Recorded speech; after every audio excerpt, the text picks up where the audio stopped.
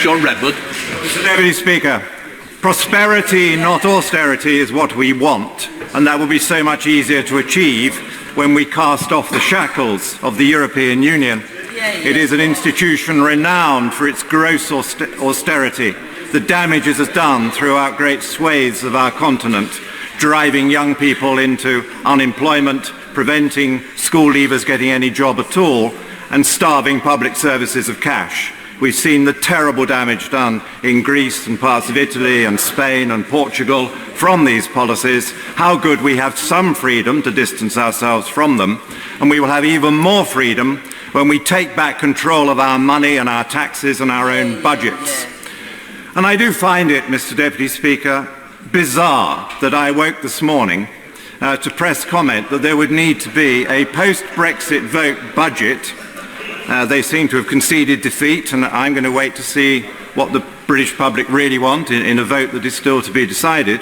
But they seem to have conceded defeat and said that they would launch an austerity budget if the British people dare to vote for their freedom and their democracy. Well, there is absolutely no need to do that, and I'd like to reassure the British people there would be absolutely no chance of them getting such a budget through this House of Commons, because I don't see any enthusiasm for it by the SNP or the Labour Party. There are many Conservative MPs who after Brexit will be voting for lower taxes and more public spending, because that is what we will be able to afford out of the Brexit bonus or dividend when we get that 10 billion a year back, which we send to them and do not get back. And they do so hate it, but no, I can't, because I've got to be tight on time because others wish to speak.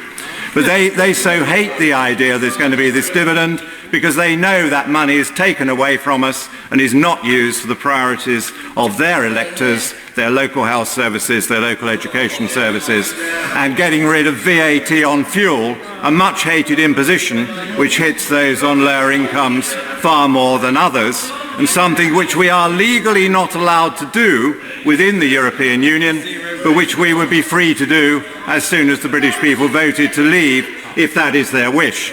But the issue of our membership of the European Union needs to be looked at over the longer term, because all of the gloomy and bogus forecasts we've been getting from the people who wish to remain in are based on the assumption that the single market is some precious and virtuous body we can belong to, which has fueled our prosperity and manufacturing growth so far, and which would no longer be available to us if we left. And of course, they're a lot wrong on both counts.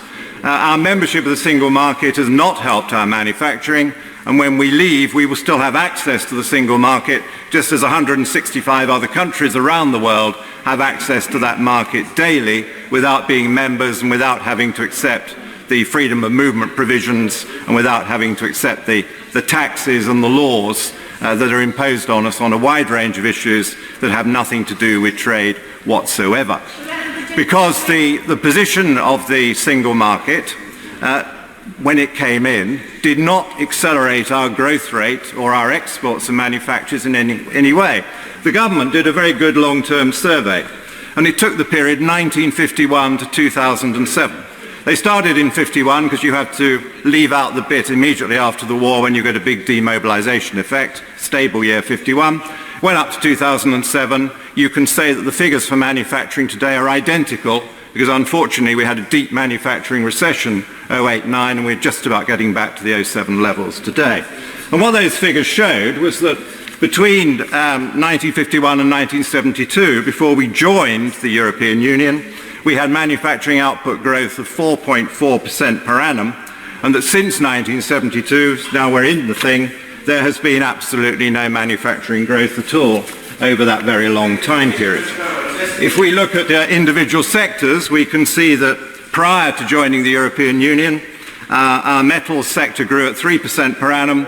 It has declined at 6% per annum since we've been in it. Our food and drink industry grew at 5.6% per annum. Before we joined, it's been falling at 1% per annum since we've been in the EU. Our textile sector grew at 2.6% per annum. Out of the EU, it has fallen by 6% per annum since. And we had a 45 million tonnes a year steel industry, thanks to massive national investment and the Labour government of the 60s. It now does 11 million tonnes only. We had a 400,000-ton aluminium industry when we joined the EU. We have just 43,000 tons left. We had a 20 million ton cement industry when we joined. We have a 12 million ton industry left. And we had a 1 million ton a year fishing industry when we joined the EU. And we have just 600,000 tons left now. And some of these industries, particularly the fishing industry, as my honourable friend well knows, have been gravely damaged by our EU membership itself. It is EU rules of the common fishing policy and the quota allocations to other countries against the interests of our own fisher people that has led to a halving of the numbers of fishermen that we have in our country during our membership of the European Union. So far from our experience in manufacturing being benign in the European Union, we have discovered that high energy prices, rigged subsidies and arrangements which help other countries more than ours, and a policy quite often of providing subsidy and grant and cheap loans to manufacturers to literally transfer plants from Britain to other continental countries has been part of the background to this dreadful erosion of our manufacturing. I mean, it's fair to look at manufacturing because, as I think Remain campaigners always say and agree, there is no full single market in services. The single market was completed in goods by 1992. And so we've now had an experience of this single market from 1992 until today, and it has not made any beneficial difference whatsoever to our manufacturing. This very deep-set decline, which has characterized our period in the European Union, was not turned round by the single market measures which were introduced. Fortunately, our services have not yet been damaged by the growing regulation within the EU, but the evidence from what happened to manufacturing is not encouraging for when you look at what might then happen to our services. We already have many cases where the City of London, defending its interests as a financial service provider, finds itself at variance with European rules coming in, and because it's settled by qualified majority vote, being round the table is of no use to us because we get outvoted, and if we dare to take it further, we get European court judgments against our alleged infringement of their rules. Mr. Deputy Speaker, I know that you're very keen that I keep these remarks very short, and this is a very important case that doesn't get heard in this House, and so I'm afraid for once I'm not going to be able to take interventions. The position is quite simple, Mr. Deputy Speaker, that outside the European Union we will continue to trade fully with the European Union as we do today. We on our side are not proposing a wholesale removal of rules and regulations. And one of the genuine benefits of the single market, as has been pointed out, is that there are common rules and regulations for trading with all countries. But the great news is that we get the benefit of that whether we're in or out. The Americans, who've grown their trade more quickly with the EU than we have from within, get the benefit of that part of the single market because they only have to supply to one specification just as we do as well from within. And the advantage we will get outside is that many of the common rules and standards are informed by global ones. We've been kicked off the global bodies by the European Union.